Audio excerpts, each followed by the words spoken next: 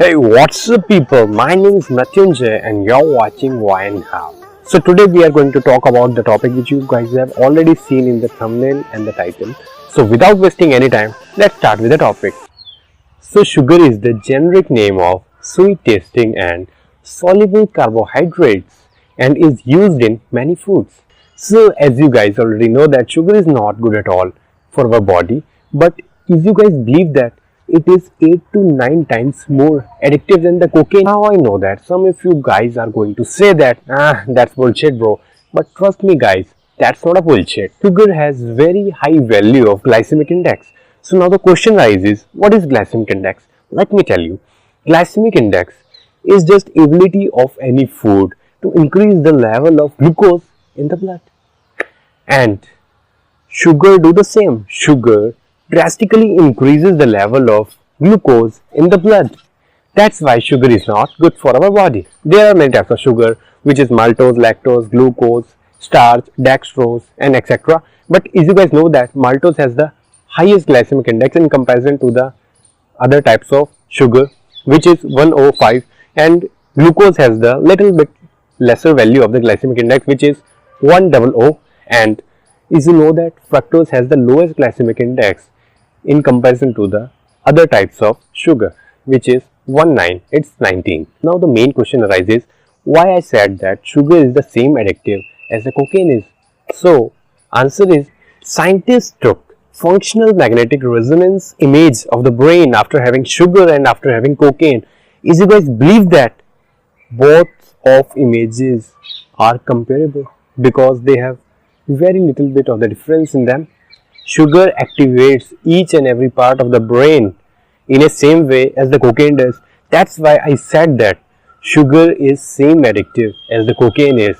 For viewers who don't know what is functional magnetic resonance image, let me tell you, functional magnetic resonance image is type of a MRI, which is fMRI, and it is just used to study the activity or the function of that particular part. In 2007, a study was done on 43 rats and all of them are already cocaine addicted, and they were given a choice of sugar water and cocaine water for 15 days. 15 means 15 days, and 40 out of 43 rats choose sugar water and get addicted to it.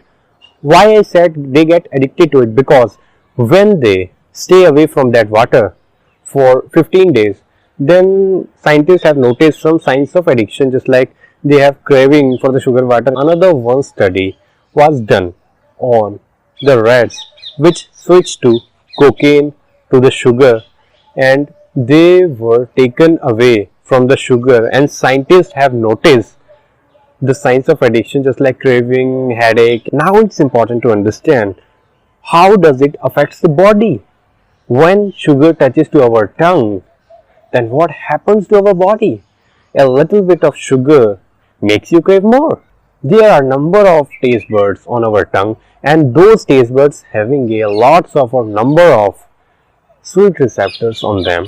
When sugar touches our tongue, then those sweet receptors are get activated, and those activated sweet receptors send a signal to our brain. In our brain, there is cerebral cortex which having a different sections for the different tastes, and here it activates the brain reward system, and it is made up of the series of electrical and chemical pathway. Little bit complicated, but listen carefully. Now our body asks a question to our brain, should I do that again?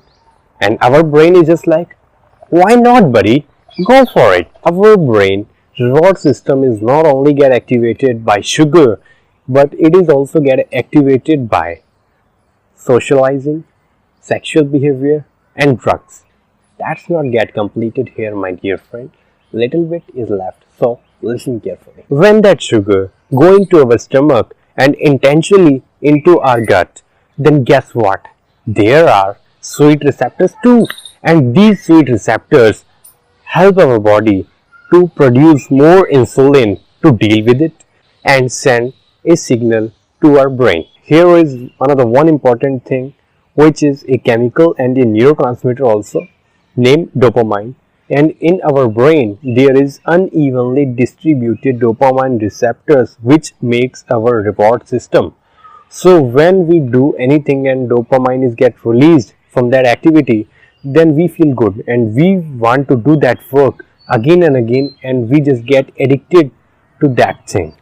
That is only the reason why food industries are adding more and more sugar to their products, and because they just want to make us addicted to their product and sell them more and more.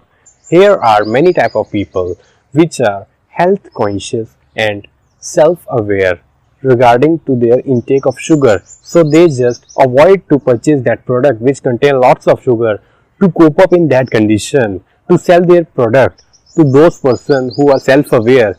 Food industries are using different names of sugar because sugar have 54 different names, so they are just make you fool. So beware of that.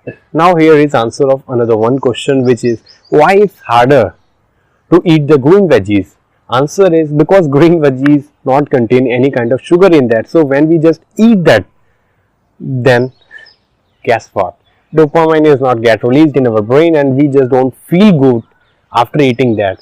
So it's very harder to eat that, but it is beneficial for our health. After having some serious discussion, if you are one of them who is addicted to the sugar, so now I am here to tell you how to get rid of the sugar addiction. Number one is read label of a product carefully, because as I already told you, sugar has 54 different kinds of names. So be alert.